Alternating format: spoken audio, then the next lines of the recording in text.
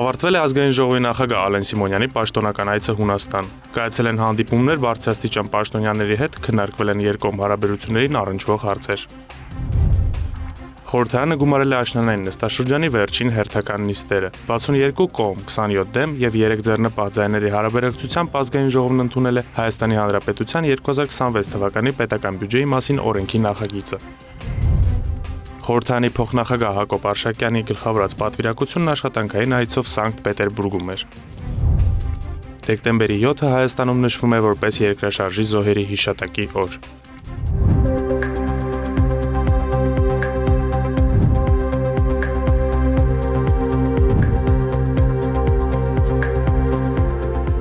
Ավանդական բարեկամական հարաբերություններ, պատմականորեն ձևավորված սերտ կապեր, ընդհանուր արժեքներ, քաղաքական ու տնտեսական հարաբերություններ, մշակութային եւ գիտակրթական առկա ներուժ։ Երկկողմորակարգի այս մակարդակն է հայ-հունական հարաբերությունների հիմքը։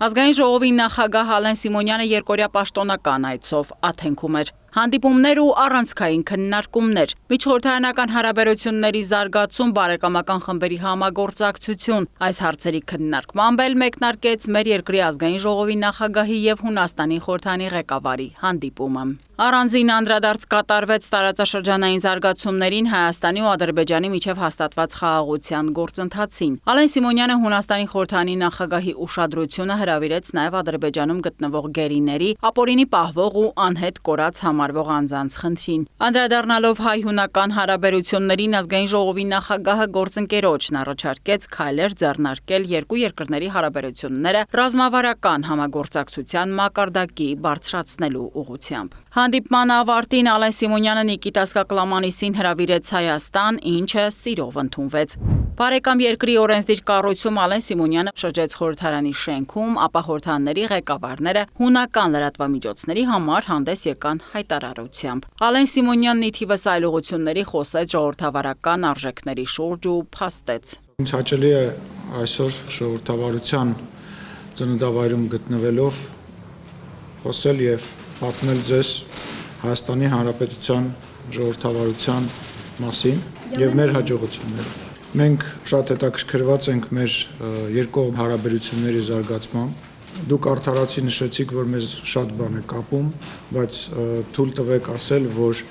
մենք շատ անելիքներ ունենք թե ինչ պարլամենտական մակարդակում, թե ինչ պետական մակարդակում։ Եվ առիթից օգտվելով նաև ուզում եմ ասել, որ բարձր եմ գնահատում Հունաստանի իշխանությունների եւ հույն ժողովրդի անվերապահ աջակցությունը մեր երկրին եւ մեր ժողովրդին։ Խորհրդարանից նախագահական նստավայր Ալեն Սիմոնյանի հաջորդ հանդիպումը նախագահ Կոստանտինոս Տասուլասի հետ է։ Հունաստանի նախագահը շնորհակալություն է հայտնում ազգային ժողովի նախագահին պաշտոնական այցի համար ու ընդգծում, որ Հայաստանը Հունաստանի կարևոր գործընկերներից է։ Հանդիպմանն անդրադարձ կատարվեց տարածաշրջանային զարգացումներին, երկկողմ կապերի ակտիվացմանը, Հայաստան-Եվրամիություն հարաբերություններին, մեր երկրում ընթացող ժողովրդավարական բարեփոխումներին։ Պաշտոնական այցի շրջանակում Ալեն Սիմոնյանի գլխավորած պատվիրակությունը հանդիպեց Հունաստանի արտաքին գործերի նախարար Յորղոս Գերապետրիտիսին։ Առանցքային հարցերի շրջանակում անդրադարձ կատարվեց Թրամփի ուղի հանուն միջազգային խաղաղության եւ բարգավաճման նախագծին եւ մեր երկրի կառավարության նախաձեռնած խաղաղության խաչմերուկ ծրագրին։ Հունաստանի արտաքին գերատեսչության ղեկավարի հետ զրույցում Ալեն Սիմոնյանը նախարարի ուշադրությունը հրավիրեց Ադրբեջանում գտնվող գերիների, ապօրինի պահվող եւ անհետ կորած համարվող անձանց խնդրին։ Մինչ Երևան վերադառնալ ազգային ժողովի նախագահ Ալեն Սիմոնյանն ու հայ խորհրդարանականները հանդիպեցին Հունաստան-Հայաստան խորհրդարանական բարեկամական խմբի ղեկավարին։ 2026 թվականի գլխավոր ֆինանսական փաստաթղթի շուրջ նախագծի քննարկման համատեքստում եզրափակիչ ելույթով հանդես եկավ Նիկոլ Փաշինյանը։ Սա ըստ էության բյուջեի նախագծի վերջին քննարկումն է այս ազգային ժողովում։ Հաջորդ բյուջետային քննարկումը տեղի կունենա հաջորդ գումարման խորհրդարանում, նշեց երկրի վարչապետն ու գնահատական տվեց արդեն այս պահի դրությամբ տեղի ունեցող կամ տեղի ունեցած բյուջետային քննարկումներին։ Այս գումարման ազգային ժողովի հետ մեր աշխատանքը ընդհանուր առմամբ լավ եմ գնահատում եւ գոհ եմ կառավարության արած աշխատանքից։ Բյուջետային տարին դեռևս չի ավարտվել, բայց մենք որոշակի վստահ կանխատեսումներ ունենք 2025 թվականի բյուջեի հարկային եկամուտների կատարման առումով վստահ ենք, որ 2025 թվականի պետական բյուջեի հարկային եկամուտները 2017 թվականի պետական բյուջեի հարկային եկամուտներից ավել կլինեն 133%-ով։ Երկրի վարչապետը հրավիրեց խորհրդարանականների ուշադրությունը նշելով, որ այս տարվա բյուջեի հավելյալ ավելացած մասը 2017-ի համեմատ ավելին է, քան 2017-ի ընդհանուր բյուջեն էր։ Փաշինյանը հիշեց նաև դեռևս 2021 թվականի խորհրդարանական ընտրությունների ժամանակ իրենք խոստացել էին միջինում տարեկան 7% տնտեսական աճ ապահովել։ Այս խոստումը լի կատարված է, որովհետև վստահ ենք, որ 5 տարիների արդյունքում նվազագույնը ամենանվազ տարբերակը ասեմ 7.5-7.6% տնտեսական աճ կապահովենք։ Ինչ վերաբերում է ՀՆԱ-ի թվերին, ապա 2021-ից 2024 թվականներին ՀՆԱ-ն աճել է 36.6%-ով։ Փաշինյանի գնահատմամբ դա լավ ցուցանիշ է։ Այն, որ այս փոփոխություններն ազդել են նաև մարդկանց կյանքի որակի վրա, այդ մասին ըստ վարչապետի վկայում է նաև ջինի գործակիցը։ Վերջին ցուցանիշներով Հայաստանի Հանրապետությունը էական բարելավում է ունեցել այս տեսակետից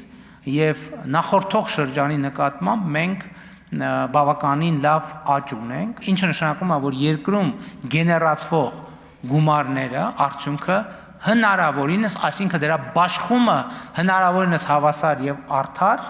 տեղի է ունենում եւ բարելավում է։ Անդրադառնալով աշխատատեղերի թվին, Նիկոլ Փաշինյանը տեղեկացրեց, որ մեր երկիրը կրկին ունեցել է գրանցված եւ աշխատավարձով ապահովված աշխատատեղերի բացարձակ ռեկորդ։ 2025 թվականի հոկտեմբերին երկրում գրանցված աշխատատեղերը եղել են 810,074-ը, 2018-ի նկատմամբ թիվն աճել է 223,895-ով կամ 38%-ով։ Նման ցուցանիշ նման ժամանակահատվածի համար Հայաստանի պատմության մեջ երբեք չի եղել։ Ընդ որում, այս աճը շարունակական է։ 2024 թվականի հոկտեմբերի նկատմամբ 31,004% ավել։ Միջին աշխատավարձը հոկտեմբերին 313,000 դրամ է։ 2018 թվականի նկատմամբ աճը 135,657 դրամ կամ 76%։ Վարչապետը մի քանի այլ թվային ցուցանիշ ևս ներկայացրեց։ Շատ խոսում են գնաճի մասին։ Չի եղել Հայաստանում 76%-անոց գնաճ։ Եվ ընդհանրապես իրական արտահայտությամբ մեր աշխատավարձերի աճերը երկնիշ են 20 եւ ավել տոկոս, ինչը ցույց է տալիս քաղաքացիների բարեկեցության մակարդակը։ Եկամտային հարկը, որը հոկտեմբերին վճարվել է, եղել է 50,699 միլիոն, որը 2018 թվականի հոկտեմբերի համեմատ համարյա կրկնակի ավել է 95%-ով 24 միլիարդ դրամի։ Թվային պատկերը քաղաքացիների բարեկեցության հետ կապելով Նիկոլ Փաշինյանը հայտնեց, որ 2018-ից 2025 թվականը Հայաստանի Հանրապետության քաղաքացիներին 384 միլիարդ դրամ է վերադարձվել եկամտային հարկի գծով, ընդ որում 95%-ով աճ է եղել ծրագրի նախորդող շրջանի եկամտային հարկի վերադարձի համեմատ։ Վարչապետն իր ելույթում անդրադարձավ նաև երկրում եղած սոցիալական եւ աղքատության խնդրին։ Այո, Հայաստանում կա սոցիալական եւ աղքատության խնդրեմ։ Ծայրահեղ աղքատությունը 0.6% է, անկախ մեթոդաբանությունից, այս նշանակում է մենք ըստ էության շատ մոտ ենք ծայրահեղ աղքատությունը վերացնելու մեր նախընտրական խոստումին, որը տվել ենք 2021 թվականին։ Նիկոլ Փաշինյանն այն համոզմունքին է, որ մեր երկրում աղքատությունը աղքատ չլինելու հմտությունների բացակայության պատճառով է։ Այս համատեքստում էլ կառավարությունն իր քաղաքականության հիմքում դրել է քաղաքացու կրթության եւ աշխատանքային հմտությունների զարգացման ռազմավարությունը։ Հետազոտությունները ցույց են տալիս, որ քաղաքացիների առաջնային ծախսերն ուղղվում են առողջապահությանը, հետեւաբար երկրի ղեկավարը ճիշտ քայլ համարեց նաեւ առողջապահական համակարգի ստեղծումը։ Այս համատեքստում վարչապետը խոսեց կենսաթոշակների բարձրացման մասին ու նշեց, որ այլևս թոշակառուն ստիպված չի լինի իր կենսաթոշակի մեծ մասն առողջապահական հարցերի վրա ծախսել։ Ինչի մենք մարդկանց տանք այդ փողը, որ ինքը չիմանա, թե ինչպես այդ փողը արդյունավետ օգտագործի իր առողջապահության վրա։ Գնա դեղատուն այլ բան գնի, քան պետքա գնի, գնա ստանա այն բուժծառայությունը, քան պետքա ստանա։ Մենք այդ 10,000 դրամը դնում ենք առողջապահության ապահովագրության մեջ, ստեղծում ենք համակարգ, որտեղ ինքը ստանալու է մեծ հավանականության ոչ թե 10,000, այլ գուցե 20, գուցե 30, գուցե 40, գուցե 50 հազար, գուցե 100,000, գուցե 500,000 դրամի ծառայություն։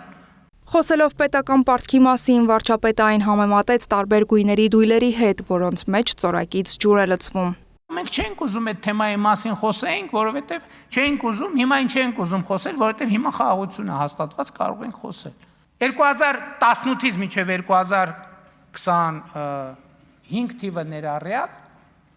4.4 միլիարդ դոլարի կապիտալ ծախսա միայն պաշտպանության ոլորտում։ Հաջորդ ուղղությունը ինչ որ պարտքը ավելացա, կապված է Ղարաբաղի փախստականների եւ Ղարաբաղի հետ կապված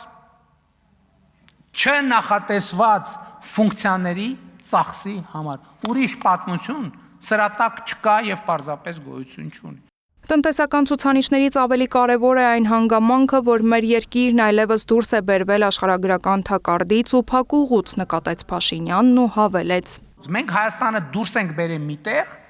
որտեղ բոլոր ուղղություններով Հայաստանի առաջ բացվել է հեռանկար։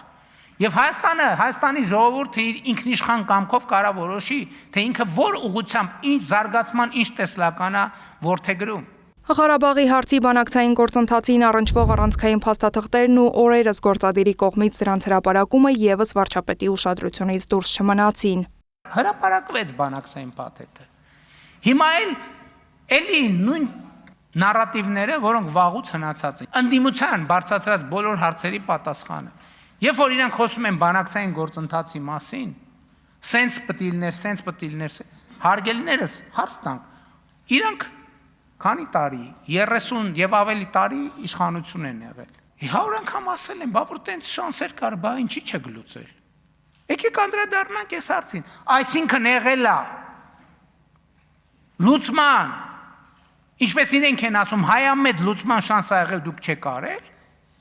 Բան չեք մեզ դավաճան ասում, ուրեմն դուք եք, ձեզանից մեզ դավաճան չկա։ Տարբերակ A եւ B տարբերակ,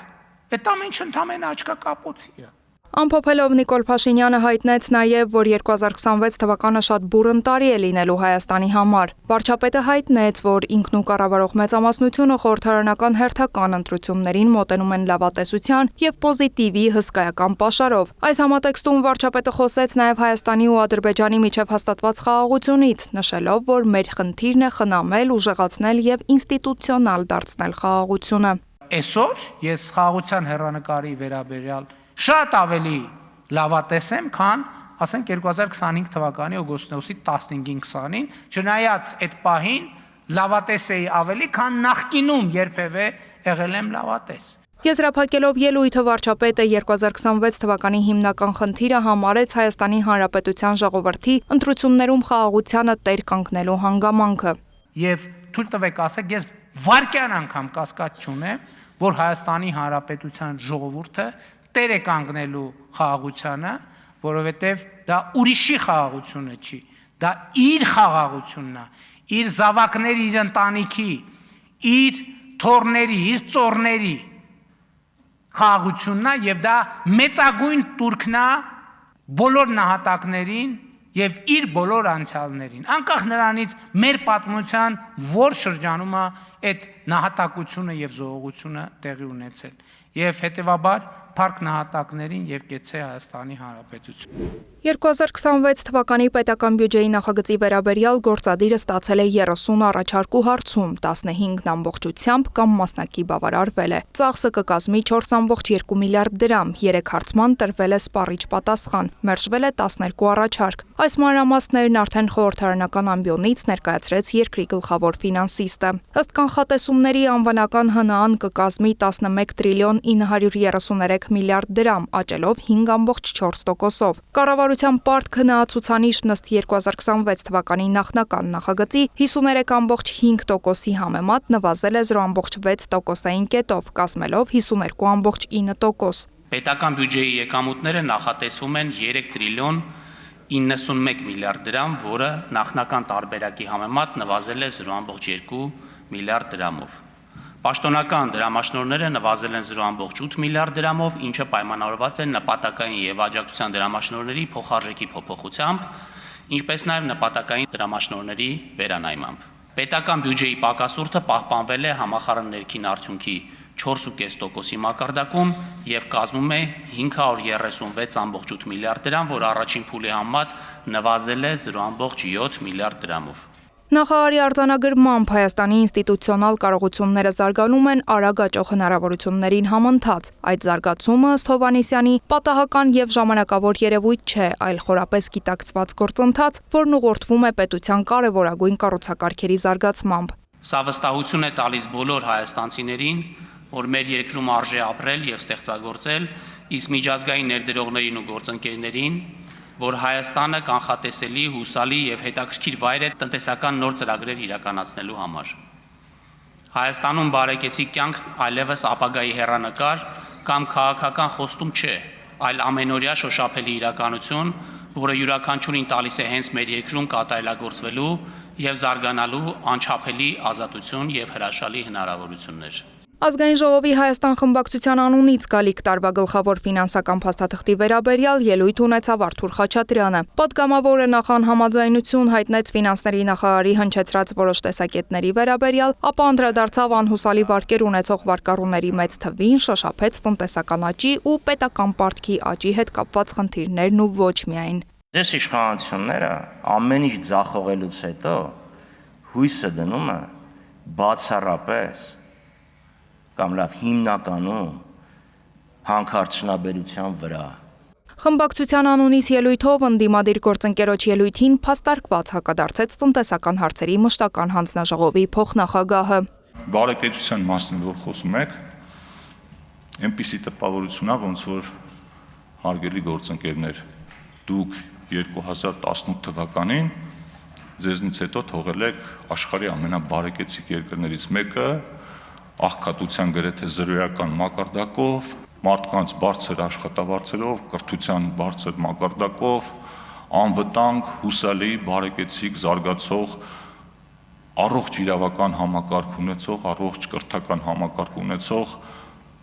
երկիր, բայց այդպես չի, բոլորն էլ գիտեն, դրա համար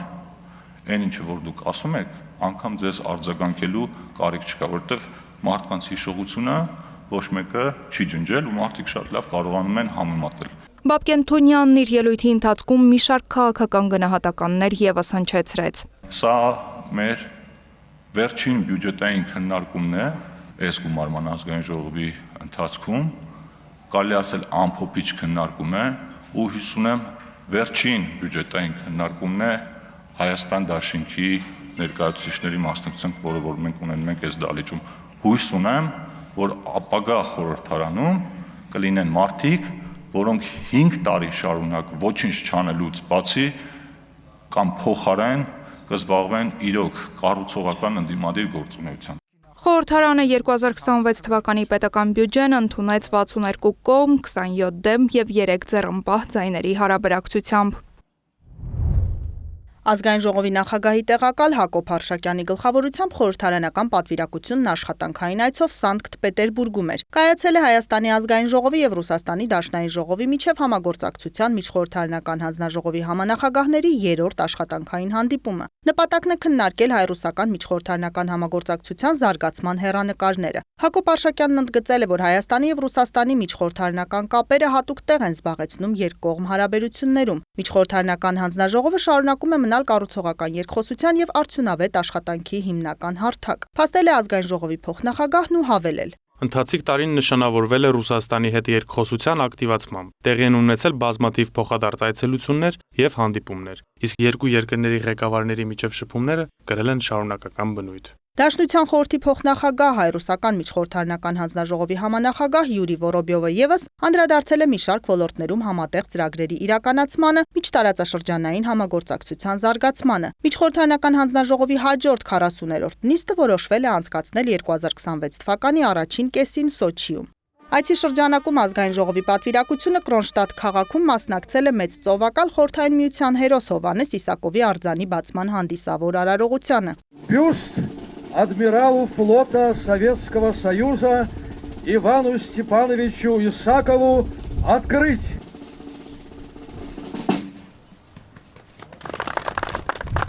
Հայ Հայ ժողովրդի զավակի խորհրդային հայտնի ծովակալի հուշարձանի բացումը երկու երկրների եւ ժողովուրդների ընդհանուր պատմության, ինչպես նաեւ ազատությունն ու խաղաղությունը պաշտպանողների հիշատակի նկատմամբ խոր հարգանքի խորհրդանիշ է, փաստել է ազգային ժողովի փոխնախագահը։ Его имя навсегда.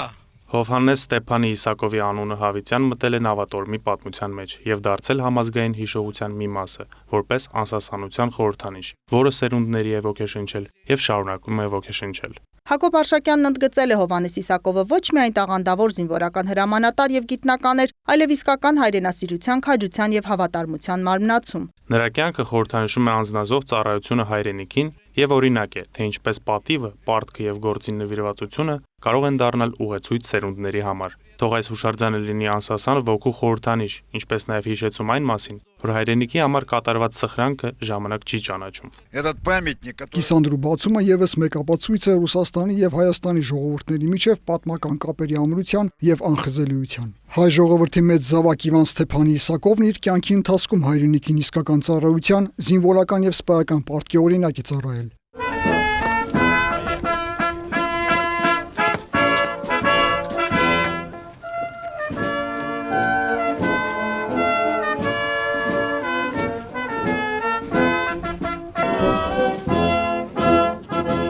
Հովհաննես Իսակովը մասնակցել է Բալթյան երկրների, Լենինգրադի, Ղրիմի եւ Կովկասի պաշտպանության ռազմական գործողությունների պլանավորմանը, արժանացել խորհրդային միության հերոսի կոչման, պարգևատրվել բազմաթիվ շքանշաններով։ Եվս մեկ տարով կերկարաձգվի ավելացված արժեքի հարկից ազատման արտոնությունն այն քաղաքացիների ֆիզիկական եւ իրավաբանական այն անձանց համար, որոնք էլեկտրական շարժիչով մեքենաներ են ներմուծում։ Օրենքի նախագիծը քննարկվեց առաջին ընթերցմամբ։ Բացառությունը հետևյալն է. մենք առաջարկում ենք այս նոր կարգավորումը կիրառել 2023 թվականի դեկտեմբերի 31-ից հետո թողարկված, այսինքն 2024, 2025 եւ 2026 թվականի արտադրության, որտեղ 26 թվականին է գործելու արտադրության մեքենաների համար։ Նախարարը ներկայացրեց նաև վիճակագրություն, ըստ որի Հայաստանը 2022, 2023, 2024 թվականներին ունեցել է ոչ միայն ավելացված արժեքի հարկի արտոնություն, այլ նաև մաքսատուրքից ազատման արտոնություն քվոտայի շրջանակում։ 2022 թվականին 7000 միավոր, իսկ 2023, 2024 եւ 2025 թվականներին 8000-ական միավոր։ 23 թվականին ներմուծման ծավալը մեքենաների կազմել է 9635 միավոր, 22 թվականի համեմատ այս ցուցանիշը աճել 75%-ով, 24 թվականի ներմուծման ծավալը կազմել է 11793 միավոր, ինչը 23 թվականի համեմատ աճել է արդեն 22%-ով։ 2019 թվականի համեմատությամբ 2024 թվականին 17.6 անգամ ավելի շատ էլեկտրական շարժիչով ավտոմեքենաներ եւ նմանատիպ էլեկտրական շարժիչով փոխադրամիջոցներ են ներմուծվել Հայաստանի Հանրապետություն։ Նոյեմբերի 19-ի դրությամբ Հայաստան է ներկրվել 16381 ավտոմեքենա, 7 ավտոբուս եւ 2479 մոտոցիկլետ կամ մոփեդ։ Օրենքի ընդունման դեպքում օրենքն ուժի մեջ է մտնելու 2026 թվականի հունվարի 1-ից եւ գործելու է մինչեւ 2026 թվականի դեկտեմբերի 31-ը։ 2026 թվականի հունվարի 1-ից հետախուզությունն այլևս չի լինի ծառայության գործունեության հիմնական ուղղություններից մեկը։ Կհստակեցվեն ծառայության կողմից արտաքին հակահետախուզական գործունեության սահմանները, ինչպես նաև ծառայության կողմից տարբեր տեղեկատվական համակարգերից օգտվելու գործընթացը։ Ծառայությունում մասնագիտական հատուկ գիտելիքներ պահանջող պաշտոններում ծառայություն ընդունվելու հնարավորություն կնախատեսվի 30-ից բարձր տարիքի անձանց համար, իսկ սահմանապահ զորքերում եւ հատուկ ստորաբաժանումներում ծառայություն անցնելու ընթացակարգը որոշակիորեն կպարզեցվի։ Ազգային անվտանգության մարմինների ծառայողին քրեական հետապնդման ենթարկելու դեպքում կադրերի տրամադրության տակ գտնվելու ամբողջ ժամանակահատվածում կվճարվի ամսական հատուցում պաշտոնական դրույքաչափի 50%-ի չափով։ Կհստակեցվեն ծառայողին առողջական վիճակով պայմանավորված ծառայությունից արձակելու վերաբերյալ կարգավորումները։ Զինվորական ծառայության եւ զինծառայողի կարգավիճակի մասին օրենքի նախագծի համաձայն նախատեսվում է շարքային կազմի պարտադիր զինվորական ծառայության 24-ամսյա ժամկետը փոխարինել 18-ամսյա ծառայության ժամկետով։ Դրա գործողությունը տարածելով 2026 թվականի հունվարի 1-ից հետո պարտադիր զինվորական ծառայության զորակոչվող քաղաքացիների համար։ 2025 թվականի ձմեռային զորակոչի շրջանակներում զինված ուժերի համալրումը սկսելու է 2026 թվականի հունվարի 7-ից, որի արդյունքում 18-ամսյա ժամկետով ծառայություն են իրականացնելու 2025 թվականի ձմեռային զորակոչից սկսած պարտադիր զինվորական ծառայության զորակոչված քաղաքացիները։ Նախարարի խոսքով ծառայության ժամկետի կրճատումը չի տարածվելու 2026 թվականի հունվարի 1-ի դրությամբ պարտադիր զինվորական ծառայության մեջ գտնվող զինծառայողների վրա։ Սուրեն Պապիկյանն ընդգծեց, որ շարքային կազմի պարտադիր զինվորական ծառայության ժամկետի կրճատումը հնարավոր է դարձել վերջին տարիներին պայմանագրային զինվորական ծառայության գրավչության ավելացման եւ ընդլայնման ուղղությամբ կատարված շարունակական աշխատանքների շնորհիվ պաշտպան հայրենանց ծրագիր, ատեստավորման համակարգ, արեստավար սերժանտական համակարգի ներդրում եւ այլն։ Հայաստանում ոչ վայրի կենդանիների հետ կապված իրավահարաբերությունները բացառությամբ գյուղատնտեսական նշանակության հստակ կարգավորումներ չունեն։ Բաց է տնային թափառող ծառայողական նշանակության ցուցադրման սպորտային եւ ժամանցային միջոցառումների համար օգտագործվող կենդանիների հետ կապված համալիր եւ ամբողջական կարգավորումների դաշտը։ Բացը լրացնելու նպատակով էլ ազգային ժողովի քաղաքացիական պայմանագիր խմբակցության падգամավորներ Մերի Գալստյանը եւ Արուսյակ Մանավազյանը հանդես են եկել օրենսդրական առաջարկով։ Սահմանվում են կառավարության լիազոր մարմինների թիմ իրավասությունները, սահմանվում են վերահսկողական գործառույթ իրականացնող մարմինները։ Մի առանձին հոդվածով մենք հասարակական կազմակերպություններին պատվիրակել ենք վերահսկողական գործառույթ իրականացնելու մեծ լիազորություններ։ Ամենակարևորը կենդանիների քանակի կարգավորման հարցն է, որը բացառելով սպանդի որևէ դրսևորում կամ համատարած քնեցման որևէ դրսևորում ունենալու է փուլային ամբողջական համալիր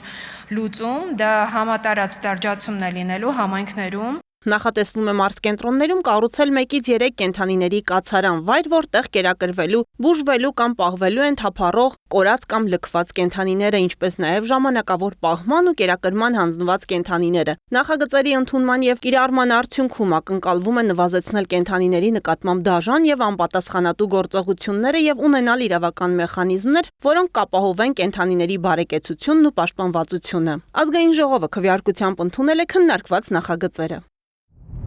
Առողջապահության համաշխարհային կազմակերպության տվյալներով աշխարհում հաշմանդամություն ունեցող անձանց թիվը կազմում է շուրջ 16%, իսկ մեր երկրում ցուցանիշը հասնում է 190,000-ի։ Զարգացող երկրներում թեև արվում է հնարավորը հաշմանդամություն ունեցող անձանց հասարակական կյանքին ինտեգրելու համար, այդուհանդերձ դեռ մնում են չլուծված որոշ խնդիրներ։ Դեկտեմբերի 3-ը նշվում է որպես հաշմանդամություն ունեցող անձանց միջազգային օր։ Այդ օրը եւս մեկ անգամ առիթ է, որպեսզի ուշադրությունը հրավիրենք որոշում կայացնողների եւ հանրության հաշմանդամություն ունեցող անձանց իրավունքների, դրանց պաշտպանության, իրավունքների իրացման մեխանիզմների վրա։ Հայաստանում հաշմանդամություն ունեցող անձանց խնդիրները ու դրանց լուծման ուղիները օրենսդրական համատեքստում մշտապես խորհրդարանի ուշադրության կենտրոնում են։ 2021 թվականի մայիսին ազգային ժողովն ընդունեց հաշմանդամություն ունեցող անձանց իրավունքների մասին նոր օրենքը, որն ամբողջությամբ համապատասխանում է ՄԱԿ-ի միջազգային կոնվենցիային։ Օրենքը, որ ընդունվել է 2021 թվականին, ամենակարևորն է այս խմբի անձանց իրավունքների պաշտպանության տեսանկյունից եւ համարում ենք նաեւ մայր օրենք։ Եվ այստեղ ամենակարևոր կարգավորումներն են տրվում պետության երաշխիքների, ուրեմն քաղաքականության սկզբունքների մասին եւ այլն։ Եվ դա աստիճանաբար է արվում։ Այսինքն կրթության ոլորտում մենք վերանայում ենք կրթության մասին օրենսդրությունը եւ եթե այնտեղ կան անհրաժեշտ կարգավորումների բացեր, ապա այդտեղ ենք վերանայում, եթե աշխատանքային օրենսգրքում այստեղ։ Եվ մենք այս վերջին տարիների ընթացքում հենց այս տրամաբանությամբ ենք շարժվել։ Պետությունը ունի ստանձնած որոշակի հանձնառություններ, ապահովելու հաշմանդամություն ունեցող անձանց լիարժեք մասնակցությունը հասարակական կյանքին, անկախ կյանք վարելուն, նրանց սովորելու կրթական իրավունքի ապահովմանը։ Դաշտը կանոնակարգված է նաև կառավարության մի շարք որոշումներով, սահմանված են խելամիտ հարմարեցումների կարգն ու պայմանները, ինչ կարող է պահանջել սովորողը իր կրթական հաստատությունից կամ աշխատողը գործատուից, որպեսզի տվյալ միջավայրը դառնա մատչելի։ Օրենսդրության մշակման տեսանկյունից պետությունը համագործակցում է նաև հասարակական կազմակերպությունների հետ։ Ազգային ժողովի աշխատանքի եւ սոցիալական հարցերի մշտական հանձնաժողովի նախագահի համոզմամբ ոլորտի օրենսդրությունը ամենամասնակցայինն ու ներառականն է։ Ուզում եմ նշել, որ օրենքով իրավունք տրվեց հաշմանդամություն ունեցող անձանց իրավունքներով զբաղվող հասարակական կազմակերպությունների հարաբերություններին ունենալ դատական մատչելիություն, այսինքն իրենց շահառուների շահերը որպես երրորդ անձի իրավունքի պաշտպանություն ներկայացնել դատարանում։ Պիլոտային ծրագրերի շարքում հատկանշական է անձնական օգնականի ինստիտուտը։ Անձնական օգնական այսօրվա կարգավորումներով տրամադրվում է անձին, ով ունի հենաշարժական, մտավոր, տեսողական եւ նաեւ հոգեկան առողջության խնդիրներով պայմանավորված խորը կամ ծանր սահմանափակում եւ 15+ է, սովորում է կամ աշխատում է։ Բոլոր մարդիկ պետք է ապրեն ազատ ու հավասար իրենց արժանապատվությամբ եւ իրավունքներով։ Հաշմանդամություն ունեցող քաղաքացիների իրավունքների մասին խոսելիս առաջին ուղղությունը դա միջավայրային ֆիզիկական մատչելիությունն է։ Հայաստանյան ենթակառուցվածքներն ունեն հասանելիության թերի մակարդակ։ Մեր օրենքով նախատեսված է, որ նոր կառուցվող շենքշինությունները պարտադիր պետք է ունենան մատչելիություն, բայց այն ինչ որ արդեն իսկ կառուցված են, դրանց վերաբերյալ կա որոշակի ժամկետացանկով նախատեսված պահանջ, որպեսզի դրանք հարմարեցվեն հաշմանդամություն ունեցող անձանց համար։ Ցուցակագրված է կարծեմ 20 նման կառույց, որոնք ժամանակի ընթացքում պետության առաջնահերթությունն են, որ պիտի ուրեմն հարմարեցումներն ապահովվեն։ Օրենսդրական դաշտում մենք շատ լուրջ խնդիրներ չունենք այսօր։ Այլ բան է, որ մենք այդ նույն օրենսդրությունը իրացնելու եւ ծառայություններ ավելացնելու կարիք ունենք։ Գործնականում մենք չունենք վերահսկողություն, բավարար չափով վերահսկողություն չկա, որովհետեւ մենք ունենք ստանդարտներ, որոնք լավն են, վատը չեն։ Մենք ունենք օրենսդրության պահանջ, մենք ունենք մասնագետներ, որոնք կարծես թե այդ ուղղությամբ նախագծերը մշակում են, բայց իրացման փուլում մենք ունենք վերահսկողության լուրջ խնդիր։ Նոր կառուցվող օբյեկտների դեպքում չի տրվի ավարտական ակտ, եթե ապահովված չէ շենքի ֆիզիկական մատչելիությունը։ Վերոնշյալը վերաբերում է հենաշարժողական խնդիրներ ունեցող անձանց, սակայն հիմքերը տարբեր են։ Սա մենք դեռ խոսում ենք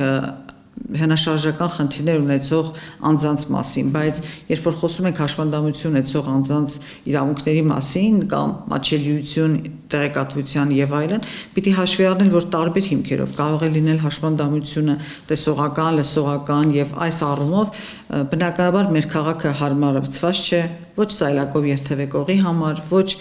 սպիտակ ձեռնափայտով երթևեկողի համար։ Էական փոփոխությունը իհարկե մայրաքաղաքի տրանսպորտային բարեփոխումը, որը իսկապես փոխել հաշմանդամություն ունեցող անձանց կյանքը, եւ ես հույս ունեմ, որ այդ բարեփոխումները, երբ հասնեն իրենց տրամաբանական ավարտին, մենք իրական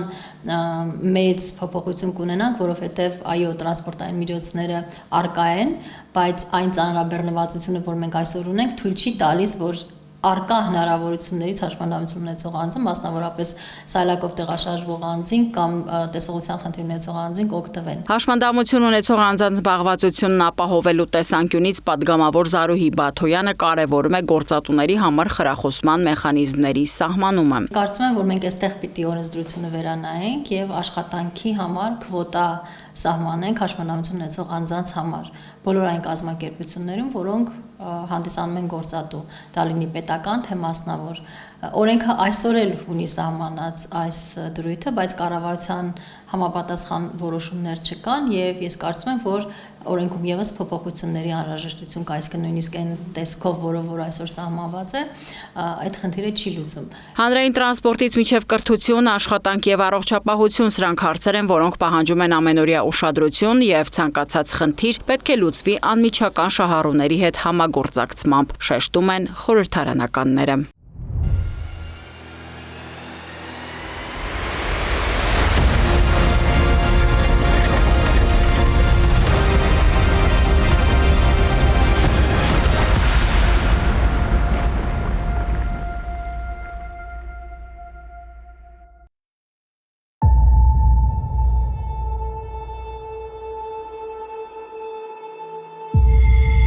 «1988 թվական, դեկտեմբերի 7։